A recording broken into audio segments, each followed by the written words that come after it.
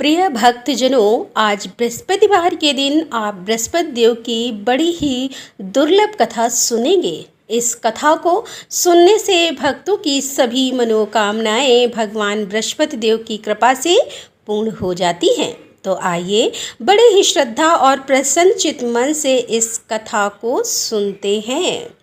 भारतवर्ष में एक प्रतापी और दानी राजा राज्य करता था। वह नित्य गरीबों और ब्राह्मणों की सहायता करता था। यह बात उसकी रानी को अच्छी नहीं लगती थी। वह ना ही गरीबों को दान देती, ना ही भगवान का पूजन करती थी और राजा को भी दान देने से मना किया करती थी। एक दिन राजा शिकार खेलने वन को गए हुए थे, तो रानी महल में अकेली थी। उसी समय बृहस्पति देव साधु के भेष में राजा के महल में भिक्षा लेने के लिए गए और भिक्षा मांगी। तो रानी ने भिक्षा देने से इनकार कर दिया और कहा कि हे साधु महाराज, मैं तो दान पुण्य से तंग आ गई हूँ। मेरा पति सारा धन लुटाते रहते हैं। मेरी इच्छा है कि हमारा धन नष्ट हो जाए, फिर ना रहेगा बांस, ना बजेगी बांसुरी। साधु ने कहा, देवी तुम तो बड़ी विचित्र हो। धन संतान तो सभी चाहते हैं, पुत्र और लक्ष्मी तो पापी के घर में भी होने चाहिए। यदि तुम्हारे पास अधिक धन है तो भूखों को भोजन दो, प्यासों के लिए प्याऊल बनवाओ, मुसाफिरों के लिए धर्मशालाएं खुलवाओ। जो निर्धन अपनी कुंवारी कन्याओं का विवाह नहीं कर सकते, उनका विवाह करा दो। ऐसे और कई काम हैं जिनके करने से तुम्हारा यश लोक और परलोक में फैलेगा। परंतु रानी पर उपदेश का कोई प्रभाव नहीं पड़ा। वह बोली, महाराज आप मुझे कुछ न समझाएं। मैं ऐसा धन नहीं चाहती जो हर जगह बांटती फिरूं। साधु ने उत्तर दिया, यदि तुम्हारी ऐसी इच्छा है तो तथास्तु, तुम ऐसा करना कि बृहस्पतिवार को घर लीप कर पीली मिट्टी से अपना सिर धोकर स्नान करना, भट्टी चढ़ाकर कपड़े धोना। ऐसा करने से आपका सारा धन नष्ट हो जाएगा। इतना कहकर वह साधु महाराज वहाँ से आलोक हो गए और साधु के अनुसार कई बातों को पूरा करते हुए रानी को केवल 3 बृहस्पतिवार ही बीते थे कि उसकी समस्त धन संपत्ति नष्ट हो गई। भोजन के लिए राजा का परिवार तरसने लगा। तब एक दिन राजा ने रानी से बोला कि हे रानी, तुम यहीं रहो, मैं दूसरे देश को जाता हूँ, क्योंकि यहाँ पर सभी लोग मुझे जानते हैं, इसलिए मैं कोई छोटा कार्य नहीं कर सकता। ऐसा कहकर राजा परदेश चला गया। वहाँ पर जंगल से लकड़ी काट कर लाता और शहर में बेचता था। इस तरह वह अपना जीवन व्यतीत करने लगा।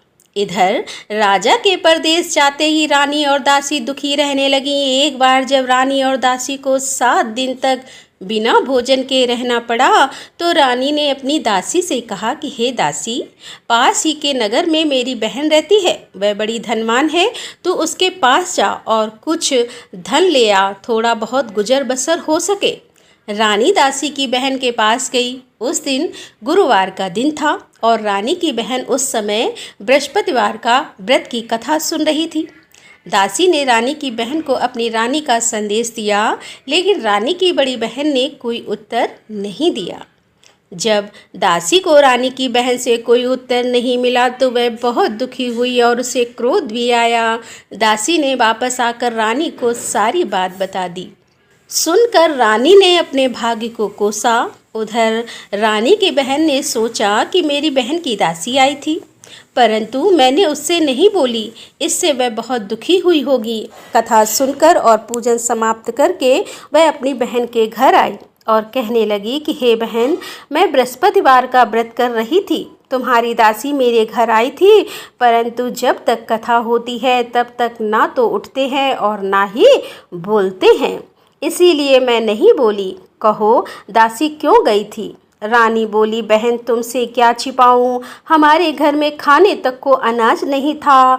ऐसा कहते कहते रानी की आंखें भर आईं। उसने दासी समेत पिछले 7 दिनों से भूखे रहने तक की बात अपनी बहन को विस्तार पूर्वक सुना दी। रानी की बहन बोली, देखो बहन, भगवान बृहस्पति सबकी मनोकामनाओं को पूर्ण करते हैं। देखो शायद तुम्हारे घर में अनाज रखा हो। पहले तो रानी को विश्वास नहीं हुआ, पर बहन के आग्रह करने पर उसने अपनी दासी को अंदर भेजा तो उसे सचमुच अनाज से भरा एक घड़ा मिल गया। यह देखकर दासी को बड़ी हैरानी हुई।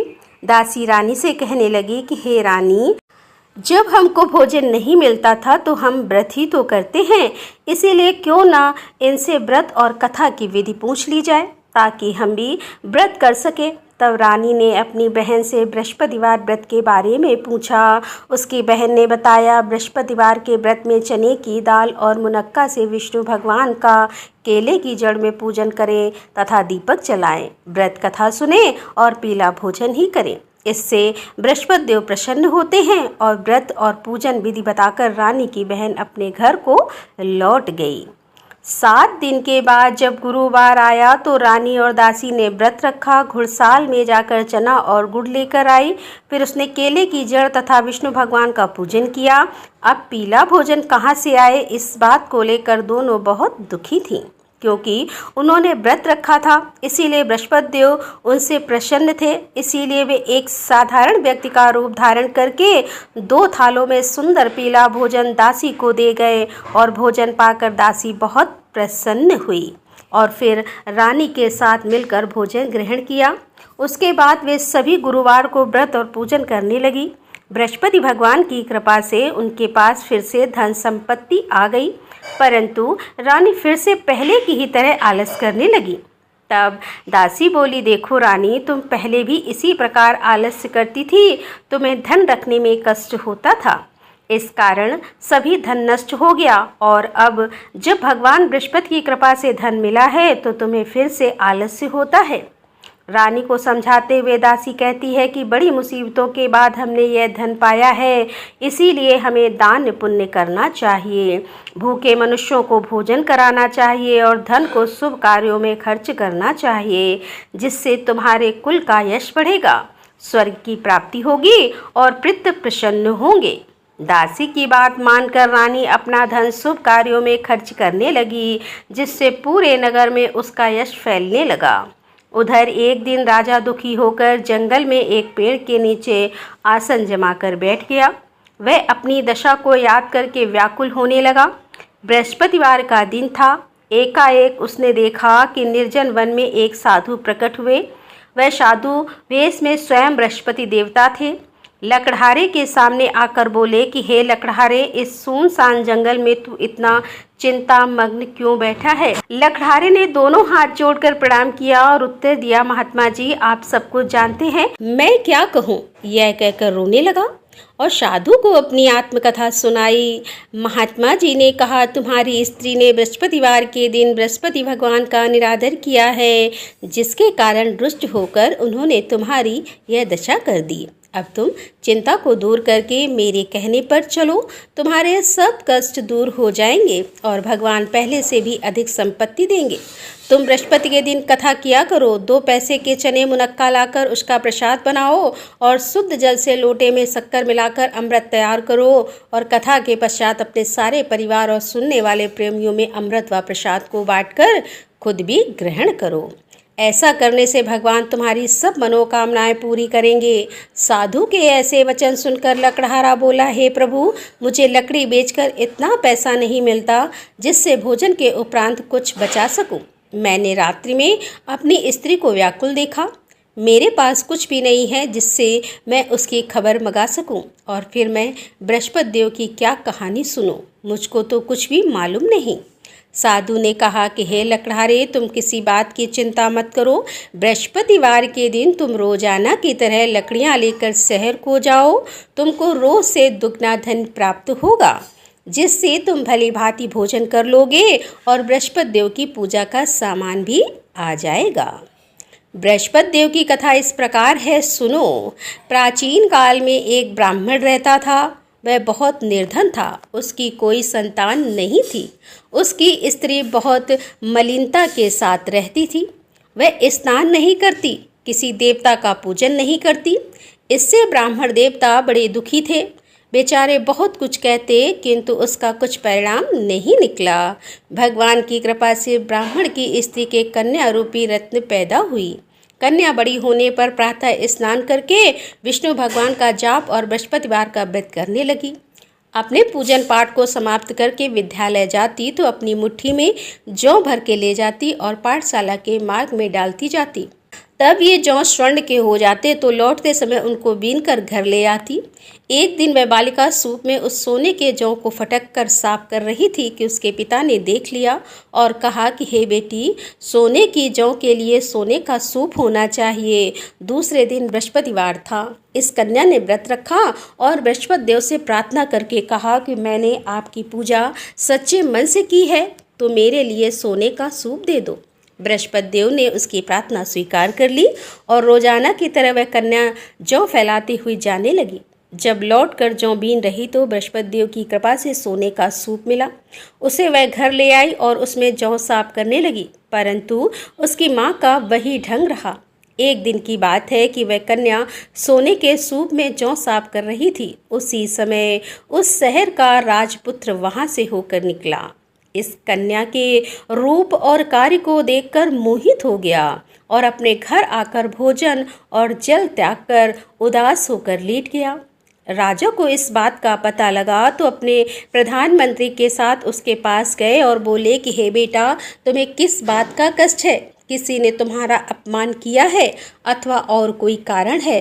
हो सके तो मैं वही कार्य करूँगा जिससे तुम्हें प्रसन्नता हो। अपने पिता की राजकुमार ने बातें सुनी तो वह बोला, मुझे आपकी कृपा से किसी बात का कोई दुख नहीं है, किसी ने मेरा अपमान भी नहीं किया है, परंतु मैं उस लड़की से विवाह करना चाहता हूँ जो सोने के सूप में सोने के जौ साफ कर रही थी। यह सुनकर राजा आश्चर्य में पड़ गया और बोला, बेटा, इस तरह की कन्या का पता तुम लगाओ, मैं उसके साथ तेरा विवाह अवश्य करवा दूंगा। राजकुमार ने उस लड़की के घर का पता बताया। तब मंत्री उस लड़की के घर गए और ब्राह्मण देवता को सभी हाल बताया। ब्राह्मण देवता राजकुमार के साथ अपनी कन्या का विवाह करने के लिए तैयार हो गए तथा विधि विधान के अनुसार ब्राह्मण की कन्या का विवाह राजकुमार के साथ हो गया। कन्या के घर से जाते ही पहले की भांति उस ब्राह्मण देवता के घर में गरीबी का निवास हो गया। अब भोजन के लिए भी अन्न बड़ी मुश्किल से मिलता था। एक दिन दुखी होकर ब्राह्मण देवता अपनी पुत्री के पास गए। बेटी ने पिता की दुखी अवस्था को देखा और अपनी माँ का हाल पूछा। तब ब्राह्मण ने भी सभी हाल कहा। कन्या ने बहुत सारा धन देकर अपने पिता को विदा कर दिया।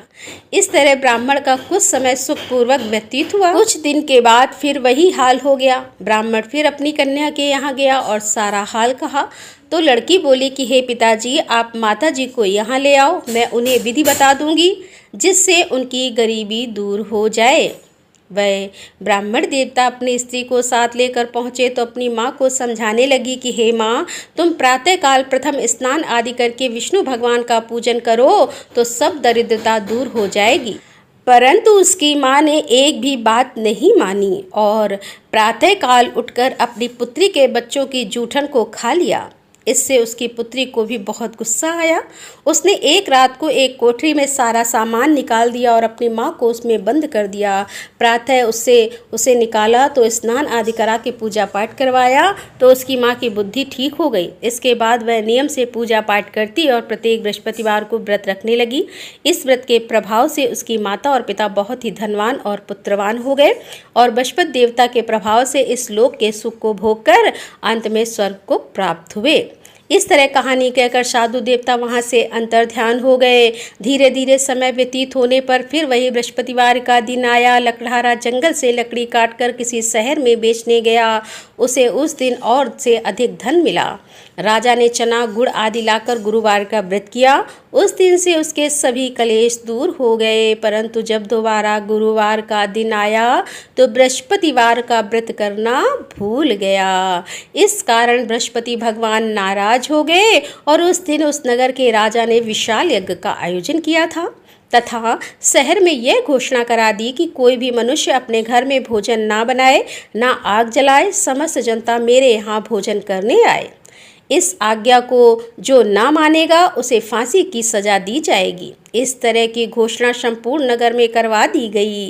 राजा की आज्ञा के अनुसार शहर के सभी लोग भोजन करने गए, लेकिन लकड़हारा कुछ देर से पहुंचा, इसीलिए राजा उसको अपने साथ घर ले गए और ले जाकर भोजन करा रहे थे तो रानी की दृष्टि उस खूंटी पर पड़ी जिस पर उसका हार लटका हुआ था। वह वहां पर दिखाई नहीं दिया। रानी ने निश्चय किया कि मेरा हार इस मनुष्य ने चुरा लिया है। उसी समय सिपाहियों को बुलाकर उसको कारागार में डलवा दिया। जब लकड़हारा कारागार में पड़ गया और बहुत दुखी होकर विचार करने लगा कि ना जाने कौन से पूर्व जन्म के कर्म से मुझे यह दुख प्राप्त हुआ है, और उसी साधु को याद करने लगा जो कि जंगल में मिला था। उसी समय तत्काल बृहस्पति देव साधु के रूप में प्रकट हुए और उसकी दशा को देखकर कहने लगे, अरे मूर्ख, तूने बृहस्पति देव की कथा नहीं करी, इस कारण तुझे दुख प्राप्त हुआ है। अब चिंता मत कर, बृहस्पतिवार के दिन कारागार के दरवाजे पर 4 पैसे पड़े मिलेंगे। बृहस्पतिवार के दिन कारागार के दरवाजे पर 4 पैसे पड़े मिलेंगे। उससे तू बृहस्पति देव की पूजा करना, तेरे सभी कष्ट दूर हो जाएंगे। बृहस्पतिवार के दिन उसे 4 पैसे मिले। लकड़हारे ने कथा कही। उसी रात को बृहस्पति देव ने उस नगर के राजा को स्वप्न में कहा कि राजा, तुमने जिस आदमी को कारागार में बंद कर दिया है वह निर्दोष है, वह राजा है, उसे छोड़ देना।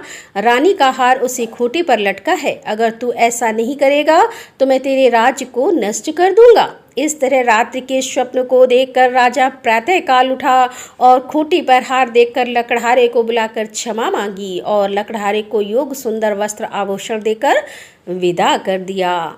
बृहस्पति देव की आज्ञा के अनुसार लकड़हारा अपने नगर को चल दिया। राजा जब अपने नगर के निकट पहुंचा तो उसे बड़ा आश्चर्य हुआ। नगर में पहले से अधिक बाग, तालाब, कुएं तथा बहुत सी धर्मशालाएं, मंदिर आदि बन गई हैं। राजा ने पूछा, यह किसका बाग और धर्मशाला है? तब नगर के सब लोग कहने लगे, यह सब रानी और बांदी के हैं। तो राजा को आश्चर्य हुआ और गुस्सा भी आया। जब रानी ने यह खबर सुनी कि राजा आ रहे हैं तो उन्होंने दासी से कहा कि दासी देख, राजा हमको कितनी बुरी हालत में छोड़ गए थे। हमारी ऐसी हालत देखकर वह लौट ना जाएं, इसीलिए तू दरवाजे पर खड़ी हो जा। आज्ञा के अनुसार दासी दरवाजे पर खड़ी हो गई। राजा आए तो उन्हें अपने साथ लेकर आई। तब राजा ने क्रोध करके अपनी रानी से पूछा कि यह धन तुम्हें कैसे प्राप्त हुआ?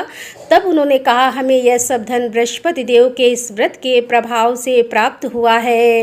राजा ने निश्चय किया कि 7 रोज बाद तो सभी बृहस्पति देव का पूजन करते हैं, परंतु मैं प्रतिदिन दिन में 3 बार कहानी और रोज व्रत किया करूंगा। अब हर समय राजा के दुपट्टे में चने की दाल बंधी रहती और दिन में 3 बार कहानी कहते।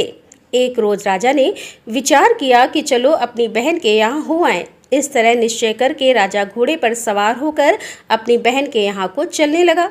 मार्ग में उसने देखा कि कुछ आदमी एक मुर्दे को लिए जा रहे हैं। उन्हें रोककर राजा कहने लगा, अरे भाइयों, मेरे बृहस्पति देव की कथा सुन लो। वे बोले, लो, हमारा तो आदमी मर गया है, इसको अपनी कथा की पड़ी है। परंतु कुछ आदमी बोले, अच्छा कहो, हम तुम्हारी कथा भी सुनेंगे। राजा ने दाल निकाली और जब कथा आदि हुई कि मुर्दा हिलने लगा, और जब कथा समाप्त हो गई तो राम राम करके मनुष्य उठकर खड़ा हो गया। आगे मार्ग में उसे किसान खेत में हल चलाता मिला तो राजा ने उसे देखकर बोला, अरे भैया, तुम मेरी बृहस्पतिवार की कथा सुन लो। किसान बोला, जब तक मैं तेरी कथा सुनूंगा तब तक 4 हरया जोत लूंगा। जा अपनी कथा किसी और को सुनाना। इस तरह राजा आगे चलने लगा। राजा के हटते ही बैल पछाड़ खाकर गिर गए और किसान के पेट में बड़ी जोर का दर्द होने लगा। उस समय उसकी माँ रोटी लेकर आई और उसने जब यह देखा तो अपने पुत्र से सब हाल पूछा और बेटे ने सभी हाल कह दिया। तो बुढ़िया दौड़ी दौड़ी उस घुड़सवार के पास गई और उससे बोली कि मैं तेरी कथा सुनूंगी, तू अपनी कथा मेरे खेत पर चलकर ही कहना।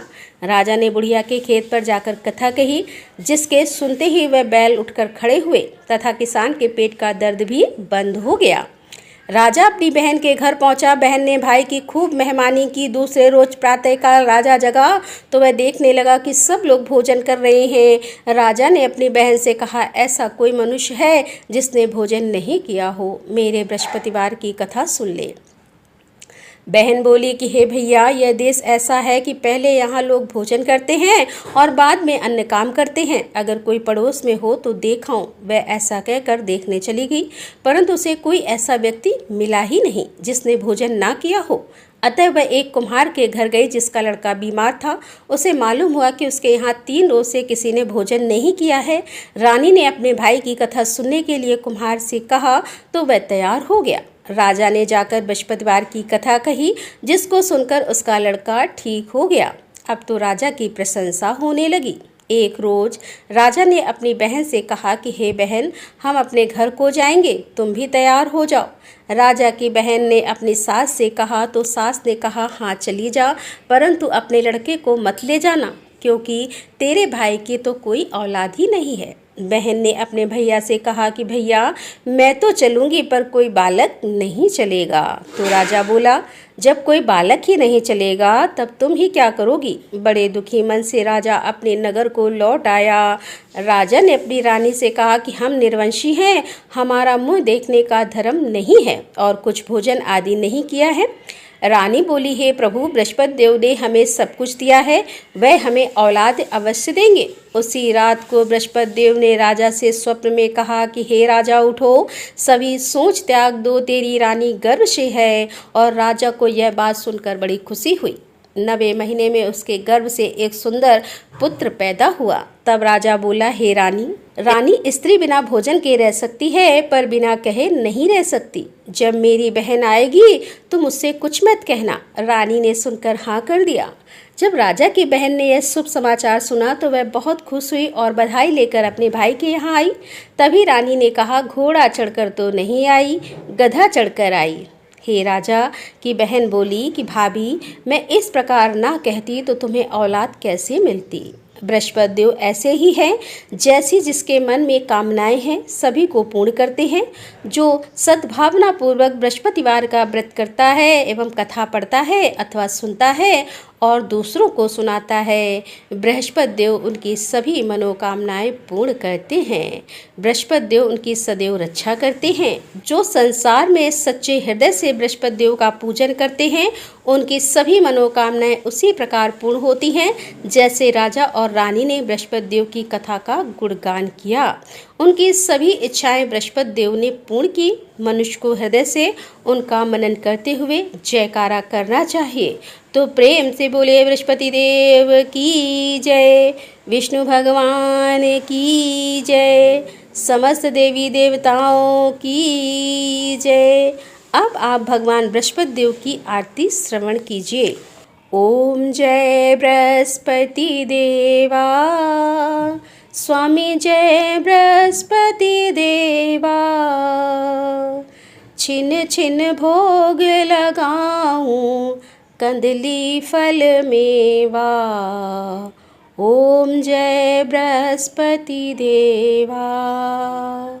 तुम पूर्ण परमात्मा, तुम अंतर्यामी, जगत पिता जगदीश्वर, तुम सबके स्वामी। ओम जय बृहस्पति देवा। चरणामृत निज निर्मल, सब पातक हरता, सकल मनोरथ दायक, कृपा करो भरता। ओम जय बृहस्पति देवा।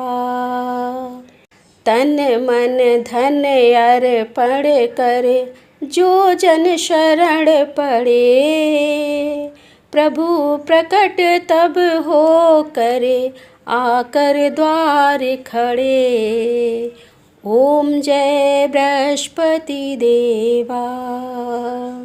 दीन दयाल दयानिधि, भक्तन हितकारी, पाप दोष सब हरता, पाप दोष सब हरता, भवबंधन हारी। ओम जय बृहस्पति देवा। सकल मनोरथ दायक सब संचय तारो, विषय विकार मिटाओ संतन सुखकारी। ओम जय बृहस्पति देवा। जो कोई आरती तेरी प्रेम सहित गावे, चेष्ट निष्ठानंद बंद सो निश्चय ही पावे। ओम जय बृहस्पति देवा। ओम जय बृहस्पति देवा। स्वामी जय बृहस्पति देवा।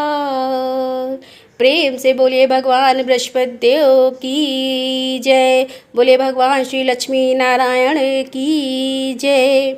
आपको आज की कथा पसंद आए, आरती पसंद आए तो वीडियो को लाइक कीजिएगा, शेयर कीजिएगा और कमेंट में भगवान बृहस्पति देव जी की जय लिखिएगा और चैनल को भी सब्सक्राइब कीजिएगा। तो प्रेम से बोलिए बृहस्पति देव की जय।